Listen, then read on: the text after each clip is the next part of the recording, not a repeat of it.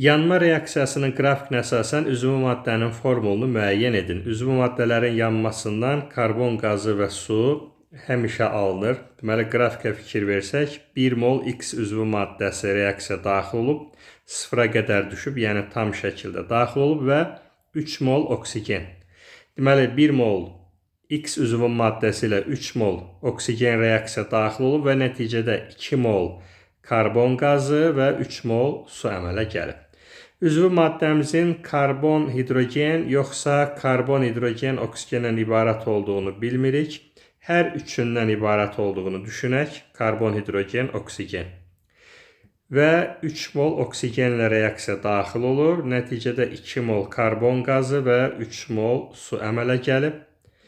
Burada 2 karbonumuz var. Burada da 2 karbon olsun deyə karbon indeksinə 2 yazmalıyıq.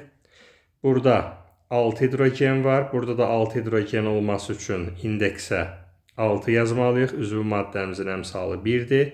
Oksigenin sayına baxsaq 2 vur 2, burada 4, 3 vur 1, burada 3. Cəmsi 7 oksigen var. Sağ tərəfdə, sol tərəfdə də 7 oksigen olmalıdır. Bura oksigenin 6-sı düşdüyünə görə, deməli 1 oksigen burada olmuş olacaq. Əgər oksigen burada tamamlansaydı, artıq ora oksigeni silə bilərdik, həmin oksigeni.